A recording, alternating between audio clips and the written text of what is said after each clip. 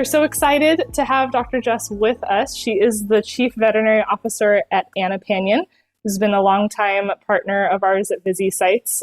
They are a telemedicine platform, but Dr. Jess specifically has tons of experience in teaching, consulting on telehealth implementation, most recently helping with the AHA and AVMA telehealth guidelines for small animal practice, helping with that, which I think is such a cool project that the industry is starting to look that direction.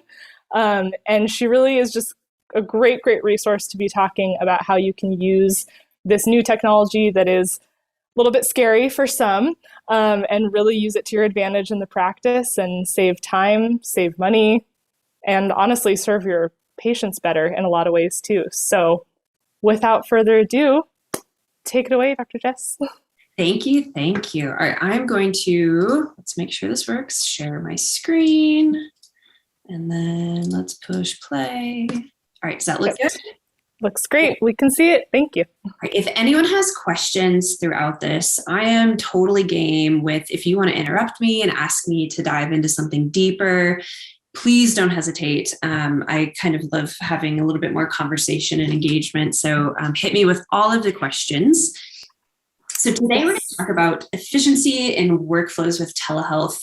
And just to give you a little bit more background on myself, go to the next slide here. This is my email. Please, if you have questions about your own practice and how what we're talking about today applies to you, shoot me an email.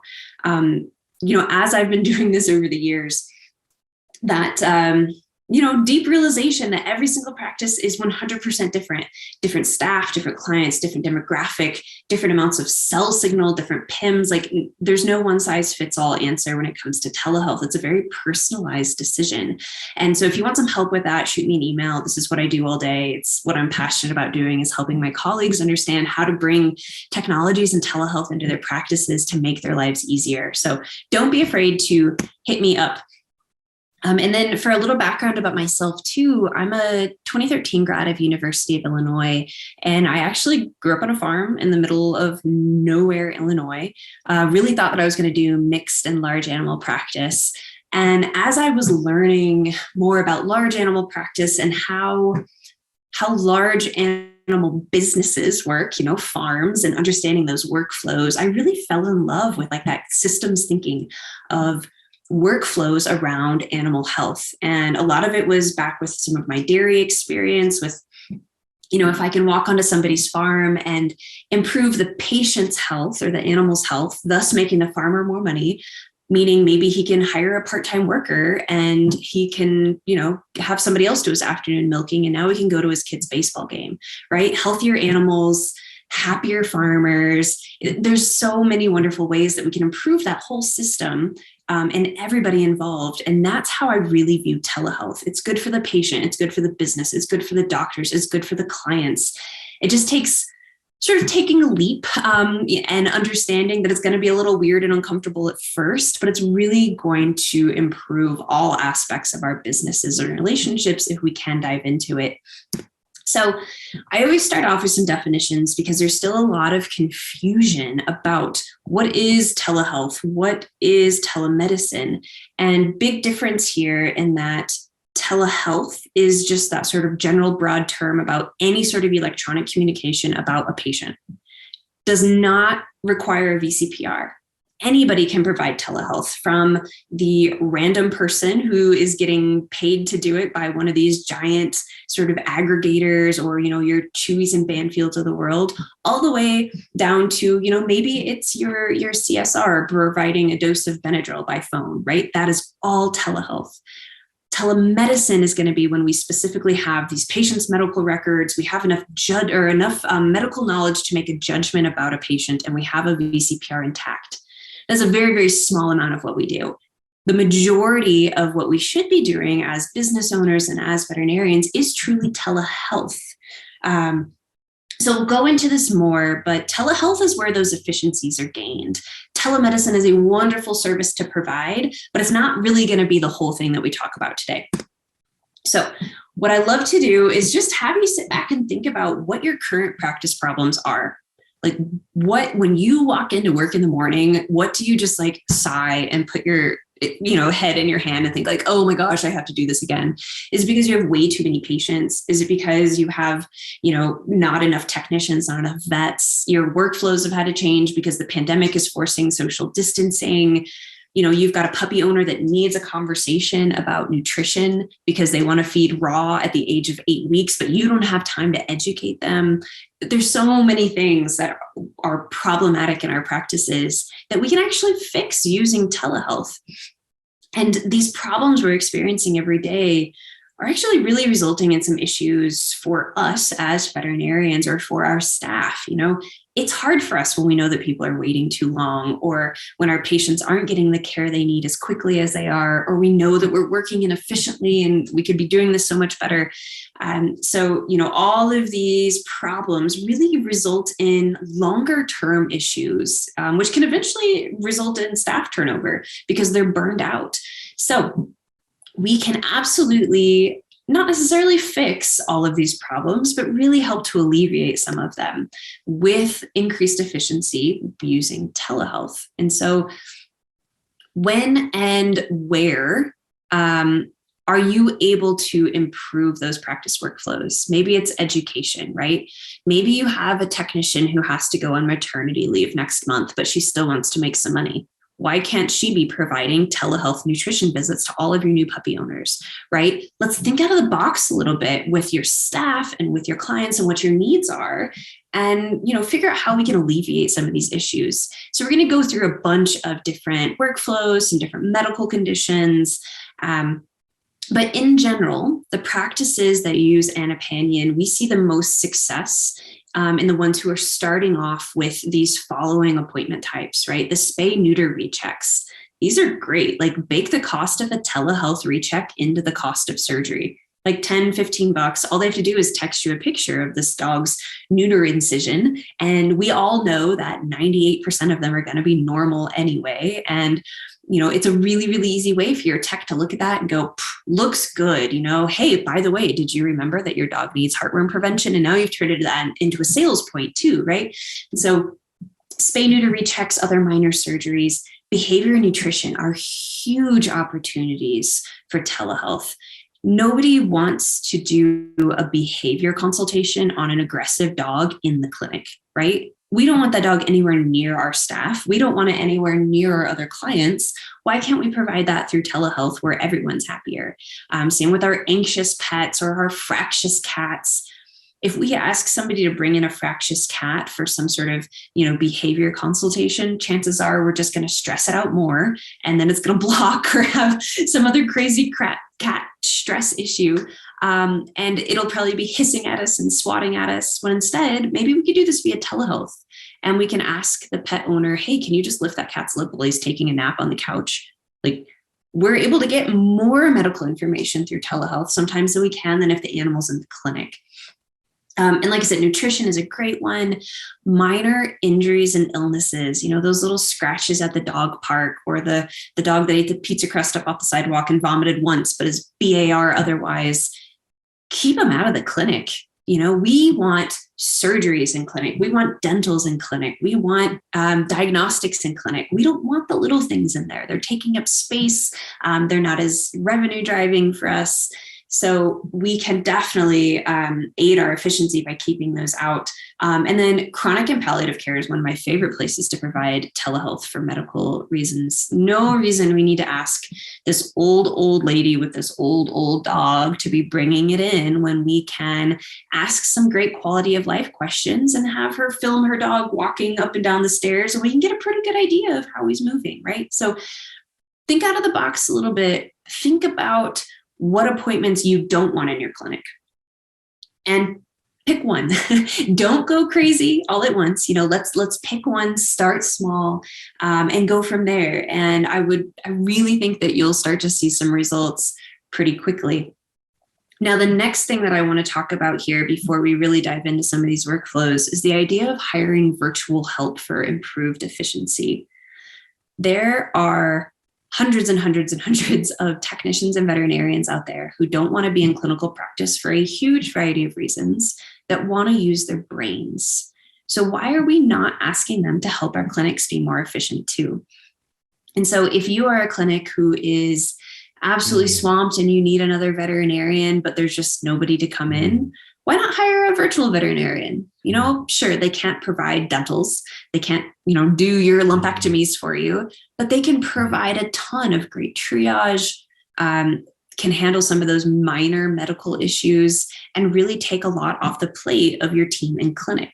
So virtual front desk, virtual technicians can do so much for you. And so there was a point in time that I was hiring for both house call veterinarians and for a telehealth veterinarian. I had 2 applicants for my house call position in 2 weeks, and I had about 36 applicants in 12 hours for my telehealth position. And they were qualified folks. So there's a huge demand for it right now. You really won't have a problem finding somebody who's qualified if you wanted to go that route. On the flip side, go ahead. Oh, I was just going to say, if I can add to, we had a client do this, exactly what you're talking about here. And the number of hours it saved his team in the practice too, just from even things like answering phone calls, for the stressed out. I'm the stressed out pet parent that calls because I'm terrified of everything that happens to my dog, right? And the amount of time that it saved his in-house team, he was shocked. And he started her, I think, at just like a couple hours a week. And within like a month had her working a couple hours a day all week long because it was that beneficial for them. Yeah, absolutely. All those little questions that your like front desk answers over and over and over. Like, my puppy got shots yesterday. Can I go to the dog park today? Like, those questions, shoot them off to somebody else, and they'll do a great job, right? And save that in-person team. I love that. Other things to think about too, though, is your own staff. How many times have we had like an amazing technician whose husband gets a job in another state and now she has to move?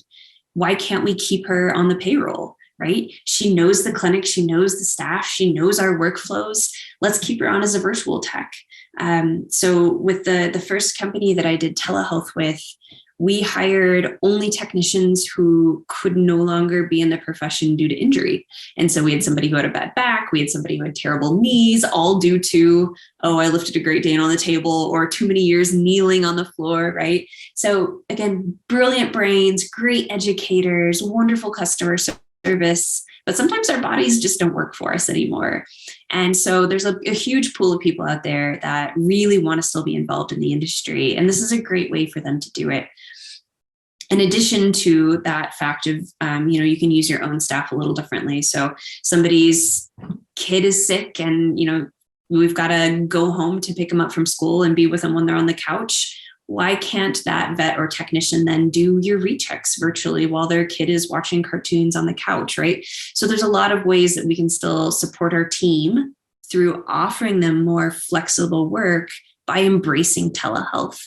And a lot of this is just, again, it's communication about the patient. It's not diagnosing or treating, prescribing. It's decision support, it's education, it's advice, it's sending estimates and discharges and taking histories and all those little things. Now, I get a lot of concern about, what if they're not, providing the same advice or whatever. Creating decision trees and guidelines for your hospital can help a lot. Every hospital should have standard operating protocols. If you don't have standard operating protocols, maybe we should have a conversation about protocols in general. But, have a diarrhea protocol or have a vomiting protocol. If somebody calls in about a dog that's vomiting and it's under 6 months and also not eating, then, hey, you should tell that dog to come in. If it's over 6 months and still eating and drinking and playing, well, hey, let's tell it to give it a bland diet and we'll check in this afternoon or tomorrow. So it can be really easy to set up guidelines that your doctors are comfortable with, that then your techs or your front desk can look at and go, okay, well, Dr. Smith is comfortable with you feeding your dog chicken and rice as long as he's still eating and drinking and playing. And if X, Y, or Z happens, come in, right? So we can create really nice sort of standards of care for our own clinics telehealth to make sure that everyone's really comfortable with the medical advice that's being given out. So this is where we really just stop everything. What are your top 5 time wasters as a clinic? Really just stop, think about it, pause the webinar, write it down. What is taking your practice more time than it should? Is it Mrs. Smith who comes in and wants to talk for 4 hours every time she has an appointment? Great. Mrs. Smith can be now our very first beta tester of our app. And oh, she feels so special because she's the beta tester and she gets to send messages through this fancy app, when in reality, she's just talking at you while your technician is off doing something else. And now she can say everything she wants to without wasting your time, right? And so there's some fun ways to sort of work around what some of your clinic time wasters are, like certain clients, certain patients that oh my gosh, this dog, I know that he's going to try to eat my face the second he comes in. Shoot him over to telehealth, right? So pick the patients and pick the clients that will be your biggest return on this first is a great way to do it. Pick those workflows, whether it's post-surgical rechecks or maybe it's dermatology.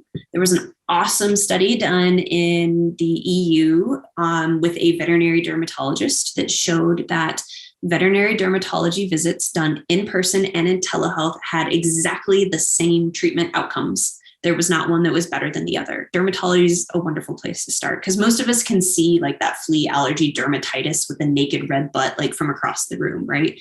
Some of those are really, really easy to pinpoint. Some not so much, but, and then do you have a member of your staff or your team that can be your champion? And this is a really big deal here, because if you, as the practice owner or the practice manager, say, telehealth is a great idea, we're going to do this, but your staff doesn't believe in it, it's never going to happen. So what I like to do is, find that assistant or technician or CSR who always has their phone in their pocket, or is always like, have you seen this new app? Or like, have you seen that, we know that they're the ones who understand how to use technology well. So why are we not asking them to promote new technologies to our own clients? They can really be wonderful for that. So have them help you sort of develop out a plan for marketing telehealth to your clients. And I think you'd probably be surprised at how well they can do when somebody just sort of inherently is a digital native and really understands how these things work. So moral of the story is pick your easy wins and set yourself up for success, because this can be a really big change for your team.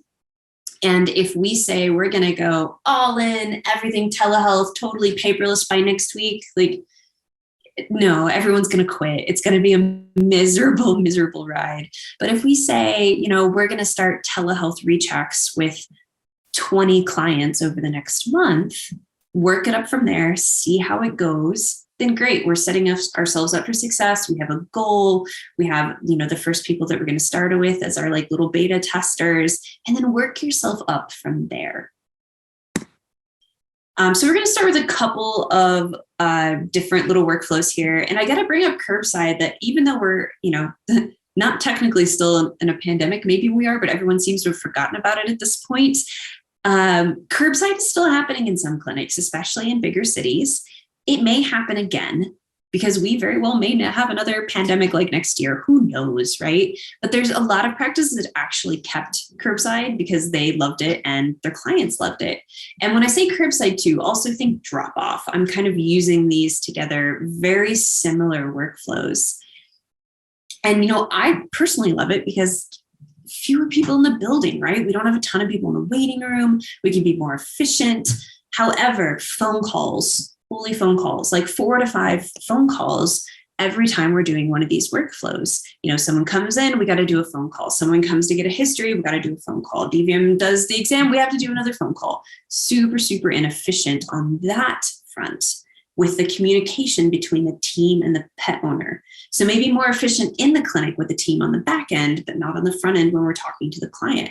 So 4 to 5 phone calls. I had to take my own cat into a veterinarian this past year and do curbside. And I was banging my head into the wall, as a telehealth platform provider, having to do 5 phone calls with this clinic. Guys, we've got to work on this. The other big thing is lack of transparency of recommendations. When we're using telehealth platforms, there is a record of the conversations happening, a record of the pictures and videos sent, of the history that's been taken. And if you're using a platform that integrates with your practice management system, all of that just pops right over into your PIMS as a part of the medical record, visible for everyone to see. forever. And so there's no questions about what was said when, to who, what has been sent, if that estimate was sent or not. So I love the transparency when we do switch off of phone calls. And so what if this was a telehealth supported curbside workflow, where rather than having a phone call to say, hey, I'm in your parking lot, they just open up a chat in the app with your clinic. And that's how a lot of these telehealth platforms work, is through chat, which we call the asynchronous telehealth, because it's, back and forth, not real time, face to face. And so what if that pet parent just says like, hey, I'm here, I'm in the parking lot. Great, no phone call. The CSR can look at that as well as 5 other things simultaneously and not have to spend 30 seconds on the phone per person for that. When the assistant needs to come and pick up the pet, maybe the nurse can be getting history through chat at the same time. And again, writing it all down so it's totally visible, so that there's no telephone of I told the nurse told the doctor. No, it's me writing it down, and the doctor can read that directly. And then when that exam is done by the veterinarian while our pet owner is at home or in the car, 2 great options there. You can have a computer or an iPad or a phone set up so that the pet owner can watch that exam happen in real time and ask questions in real time. Or that veterinarian can do it and record a video of it happening and upload that into the patient's profile within the telehealth platform, or just provide a written description of everything that happened. All 3 of those are probably more efficient than having somebody in the exam room and having that conversation. And again, it's all going to be saved or recorded for that full transparency of everything that was said. And then same thing, when they're done, we can send the estimates through, we can send the discharges through. That patient's dropped off and there has not been a single phone call that has occurred. And everything that was said is now a part of the legal medical record and is totally transparent. So huge efficiency gains here when we're losing the phone entirely, and when things are sort of automatically exporting into that patient's medical record. So what about in clinic though? So, curbside drop off is one thing, but do we actually have gains of efficiency when we have to have people come into the clinic? So the answer is absolutely yes. It's just a little bit of a different workflow. Our traditional way is wonderful. Having that face-to-face really strengthens those bonds, but we know that there can be too many people in exam rooms and waiting rooms. The number of times where I go in or have gone into a visit and you think there's going to be one person and there's like an entire family in that room and 3 of them are sniffling children, and you're like, great, I'm out next week, right? Like I have no chance. So there's a lot of things that we can avoid by keeping people out of the exam room and out of the waiting room as much as possible. It can also really be difficult to fit the amount of information we need to say into a 20-minute appointment. How many puppy visits have we done where we get those vaccines in and we say we need to spay or neuter next week, but we didn't have time to talk about nutrition. We didn't have time to talk about the fact that your little German Shepherd puppy tried to bite me 3 times and really needs to go to training. And here's a great positive reinforcement trainer, right? There's so many things that we need to educate. So in clinic can really limit that, unfortunately. If we did this in a so phone supported is kind of what we just talked about. If we did this in a telehealth supported manner, then again, we can keep people out of the waiting room by checking in via a telehealth platform. We can get the history through a telehealth platform. We can have people come in just the moment we need them and no sooner. Veterinarian can do the exam and everything, but then we ship them right back out the door while that pet is getting what it needs to have done. And then when they're going home, we can set up a whole series of teleeducation for them and say, you know what, here's what happened today. I'm sending you an article on vaccines. I'm also going to send you an article on training, on nutrition, on blah, blah, blah, flea and tick preventative, all of these different things that we know this puppy needs. But if we tried to word vomit it to them in 20 minutes in an exam, people retain like 15% of what we tell them in an exam room, in one ear, out the other. If we can at least give it to them in a place where that night, maybe they can sit down and go back and read through all of these things. And you know what, maybe 2 or 3 days later, our nurse can check in and say, hey, how's Fido feeling after those vaccines? by the way, did you have a chance to read these articles that we sent you a couple of days ago? And again, it's all in this nice, neat little package within the telehealth platform.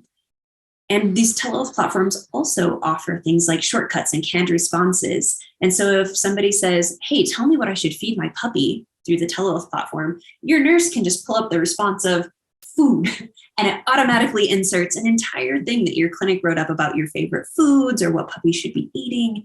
And so we can provide an immense amount of education in a very short amount of time using these automated messages and automated reminders and canned responses and shortcuts. So super, super efficient when we're communicating this education back and forth. Drop-offs, we just talked about, we'll skip that too. Let's go to the more fun stuff, so surgery. I always recommend that if a clinic is like, well, I want to start telehealth, but I just don't know where to start, this is where I start everybody. Let's start with a basic surgery recheck. And I'm talking spays, neuters, tiny lumpectomies, even dentals. You know, if we did a dental and maybe extracted a few incisors and there's no like risk of an oronasal fistula or horrible dehiscence, like let's pick those little things and bake the cost of a telehealth recheck into the cost of that surgery. Now, a lot of clinics bake the cost of a recheck into the surgery anyway, but it's usually an in-person recheck. What I hear from a lot of clinics is like, yeah, I've got a nurse and she'll spend every Thursday, all she does is rechecks. And people come in and, you know, we lift the ear and go, yep, that looks good. See you next week. Or we look at the belly and say, hey, that looks great. You know, we'll see you in 6 months. And so many of the people that I talk to say, like, it feels like a waste of time for me. I could be doing far better things. It's a waste of time for the client because they just drove all the way in here for me to go, yep, looks great. See you later. So waste of time for just about everybody. And honestly, the fewer number of times we can have that pet in the practice, the better. So that they're not being exposed to other pets that have tracked kennel cough through your exam rooms, you know, so that they're not having to deal with stress, especially with cats. Like, let's keep them out of the clinic and keep their stress low as much as we can. And so what I love to do is say the morning of surgery, whatever telehealth platform you happen to want to use. And, you know, there's only about 70 to choose from. Obviously, I'm particular to one, but there's a lot to choose from out there that have enormous differences in feature sets. So it definitely takes some looking to find the right one for your practice. But once you do, when that person comes in to drop off for the surgery, have your front desk help them download the app right then and there and say, hey, this is how we're going to communicate with you today. So why don't we just send a message back and forth to each other right now? And so that person is leaving with their app to communicate with you through the day, with that first message already sent so they know that it works. And then when that dog is, you know, waking up from surgery, your tech can quick send a picture and say, hey, Fido's awake. Or, you know, when we get him settled into the kennel, like, oh, look, Fido's all cuddled up in his blanket, ready for surgery. We'll keep you updated. Those like cute little updates mean the world to pet owners, right? We worry about our fur kids so much. And so that really makes a difference in bonding them to your practice when they know how worried you are. So use this to just send messages through the day. And then too, if somebody has a question, they can just drop it in that chat. They're not calling and, you know, taking, hey, what time can I come and pick up? Well, I don't know. Let me transfer to the tech, and the tech has to go and ask the doctor, and, you know, get this giant game of telephone that takes 10 minutes of everyone's time. Or drop it in the chat and we'll get to it when we get to it. And setting expectations is always a really big deal too, whenever we're, you know, setting up communication lines. But, you know, just tell them, hey, drop your questions in this chat. We'll check in every, 2 or 3 hours in between, and we'll answer your questions when we get to them or at the end of the day, right? We can set those expectations. So during the day of surgery, send those pictures back and forth. When it's time for the discharge to happen, I've actually had some veterinarians that will record the discharge while they're closing up for surgery and have it be an audio file and spew out all the things that need to be said. And then you can just send that in line with the chat, right? So these chats will allow you to send pictures and videos and PDFs and audio files. all in one nice, neat little place. Here's the picture of your pet. Here's an audio file of the veterinarian who is providing you the discharge. Here's written instructions. Here's your invoice, all in one nice, neat little spot, so that the client can't question, oh, you never sent me that estimate. Actually, I did. It's right here. And the doctor can see that everything's been sent properly. And then when that pet owner comes to pick up at the end of the day, they've already had all that information hand delivered to them. Chances are they don't have any questions. And that's what I've heard from those doctors that are providing discharges in that manner, sort of those auto recorded, like nobody comes in with questions. Everyone just comes in, picks up their pet, pays the bill and says, yeah, I'm good to go. So really cuts down on the amount of time. Then when they're going home, you have your front desk folks say, hey, in 7 days, 10 days, whatever your clinic wants, you're going to do a recheck with us through this app. So in 7 days, I want you to send me a picture of Fido's incision and let me know if he's eating, drinking, and playing. And if we get that picture and it looks good, then you have permission to take the cone off, but not before then, right? Because we have to put in a motivator. Nobody wants to leave the cone on. So you can only take your cone off after we've done this telehealth recheck. And you better believe that in 1 week, they're going to be sending your team a picture, and your nurse can look at it and say, yep, looks good. Everything's clear. We have seen that if a tech is doing a recheck through video, 4 minutes or less. If we're doing them through chat only, a tech can get through like 5 to 10 minutes. It takes less than a minute to look at a beautifully healed Neuter incision and go, yeah, that looks great. Take off that cone, especially when you have these shortcuts and canned responses. So, using whether it's synchronous or asynchronous, so again, through video or just through text or chat, either of those ways is going to be far faster than having somebody come in, check in with your front desk, wait in the waiting room, go into an exam room, see a technician, come back out, pay at the front desk, and leave again, right? So those are the sorts of workflows that we want you to think about when we're talking about providing telehealth to your clients. It's not necessarily diagnosing Addisonians virtually. Nobody wants to do that. Nobody can do that. But how can we provide communication about this patient's health condition, about their visit, about their surgery virtually to save everybody time and money and stress? And so here's one that's a little bit more complicated, diarrhea, right? Diarrhea, vomiting. I get a lot of questions about this. Like, what if I miss something? What if this dog that's vomiting that I think just has a little bit of gastroenteritis actually has a huge blockage in its intestines and it needs surgery and it's going to die? People just spiral out of control with this. And it's important to remember that you are never required to help somebody virtually if it's not in the best interest of the pet. And so if you look at a video of a dog who's like bright and alert and jumping around and eating and drinking, and they're like, oh, we vomited once this morning, probably fine. If we have that puppy who's had 3 episodes of bloody diarrhea and is lethargic, probably not fine, right? Bring him in. And so we're all very responsible and intelligent medical professionals, right? Use your judgment. You can say no, and you can tell them to bring it in at any time. Like, that's my major disclaimer, is you never have to fix anything virtually. However, we want to educate virtually. We want to provide advice virtually. We want to get them those invoices and estimates and articles virtually.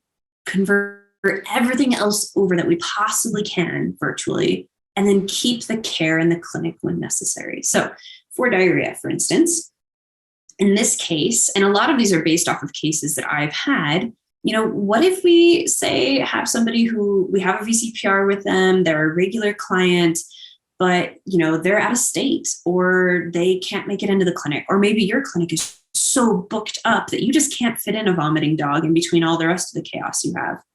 Let's provide them some sort of telehealth support to let them know whether or not they need to come in or what they can do to help keep this dog comfortable until they can get in. So it's all going to depend on how severe these symptoms are, right? But a lot of them are pretty minor, and most cases of diarrhea self-resolve within 48 hours, no matter what we're going to do. And so let's offer them a little bit of advice and some probiotics and some bland diets and see what happens. So, with this, We can do a lot of this through chat. And if we have to have the veterinarian jump on, then great. We can charge that pet owner for the veterinarian's advice. And charging is a whole nother thing to talk about that we're not going to talk about today, because boy, that is a giant can of worms. But most of our practices charge for veterinary advice, but not necessarily technician advice. It's up to you how you want to do it.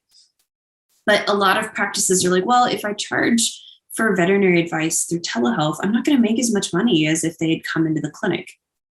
I prefer to think of it as this dog wouldn't have come into the clinic at all because you didn't have time or they were out of state. So instead, you made revenue that you would not have made otherwise because you provided them advice in this moment. And maybe it wasn't as much revenue as if they'd come into the clinic, but they weren't going to come into the clinic anyway. And so we're just expanding our access to care for our clients when we offer this service. And then again, we're checking in the next day. We're providing these rechecks as needed. When we have these open lines of communication through telehealth platforms, it's super easy to just send a, hey, how's Fido doing today after his diarrhea? Great, that took your technician 15 seconds to type out, but it means the world to your client that you took the time to check in on them. And they'll be your client forever if we can do that. So, within these workflows, we were booked out, but we still gave that pet quality care virtually. We helped somebody in their time of need, right?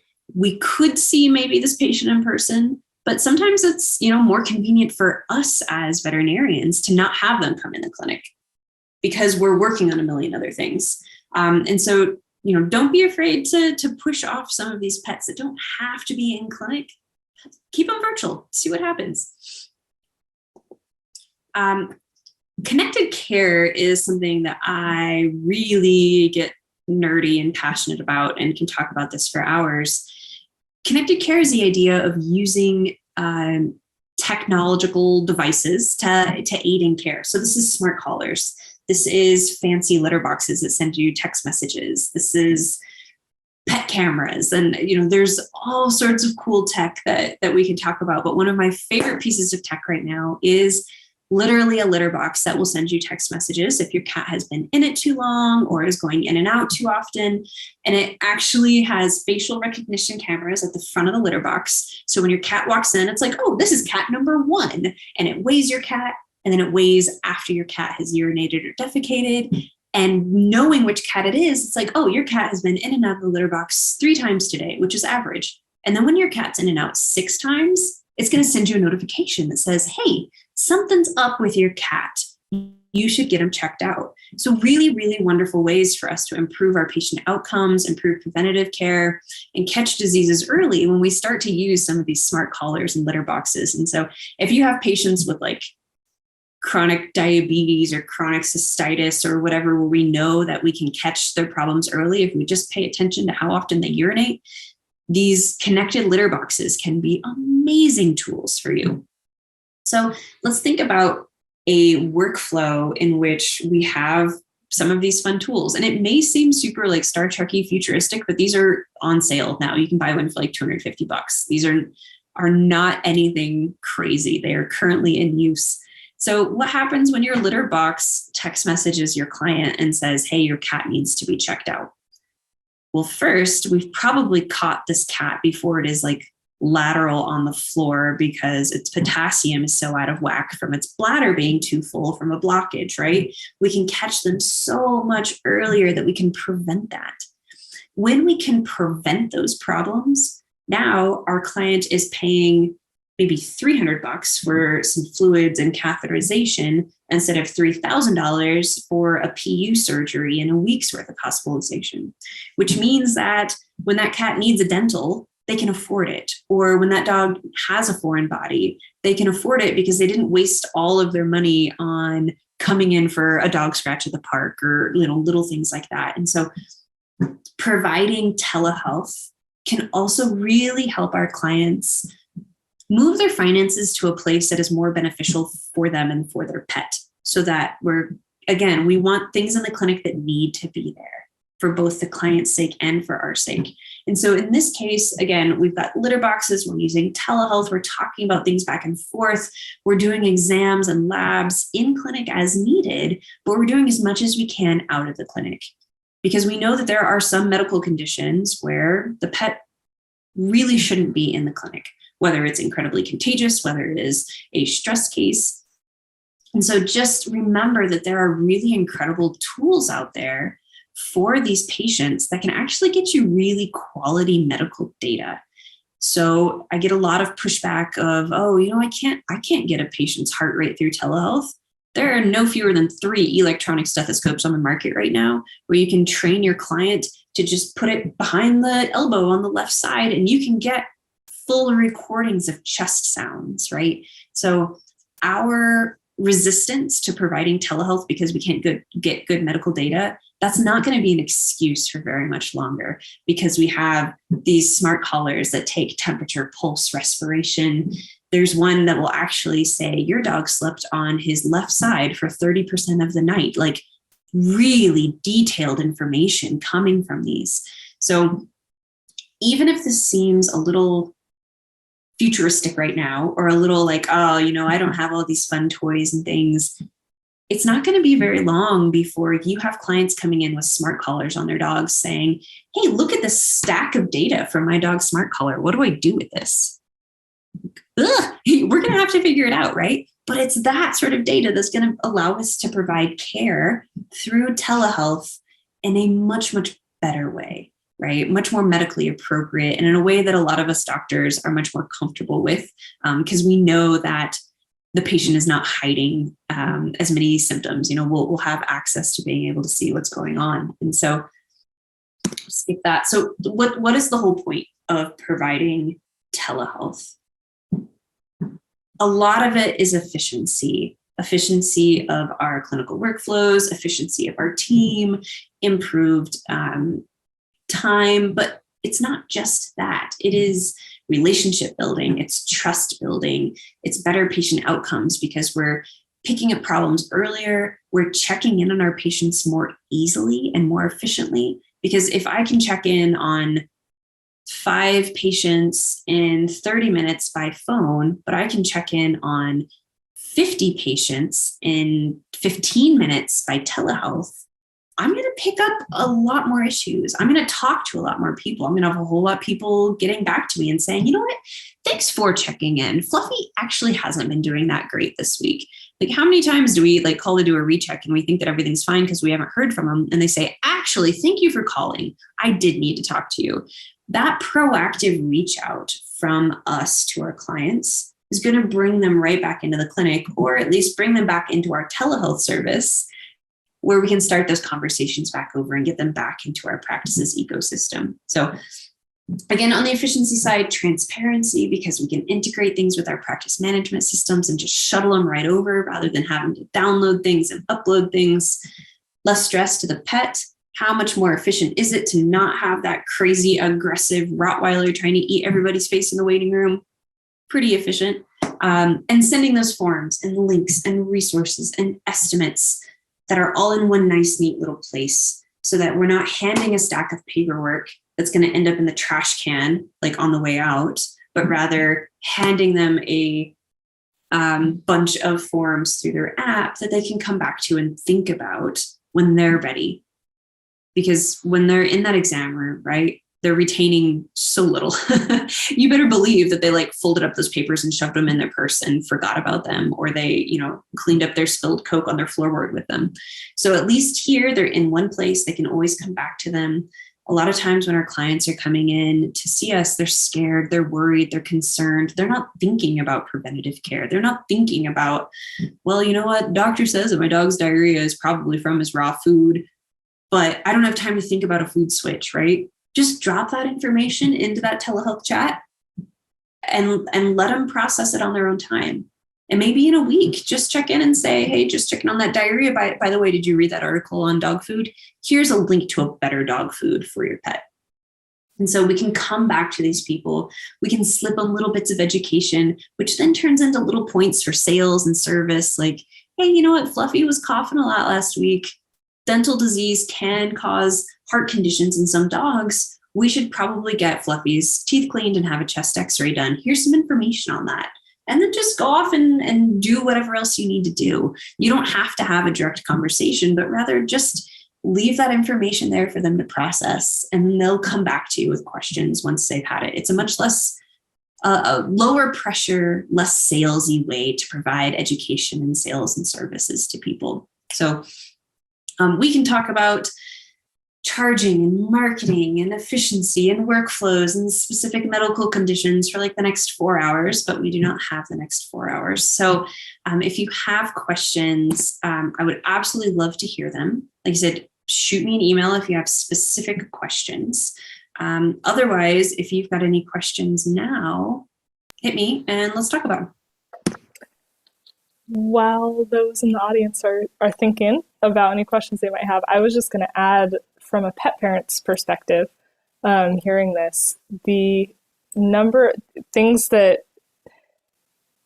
there's the efficiency side of things of how it can help the practice, but there's also this incredible aspect of retention, client retention, which you mentioned briefly. And I'm thinking, as you're talking through this, the number of times that I have, and I have big dogs, I have 95-pound dogs, right?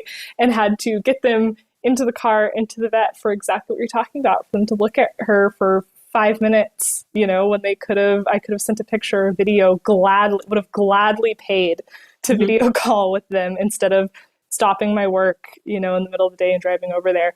Or even when we are in clinic, the thing that came to mind for me was like when my husband has gone and I can't go with him because I have whatever going on.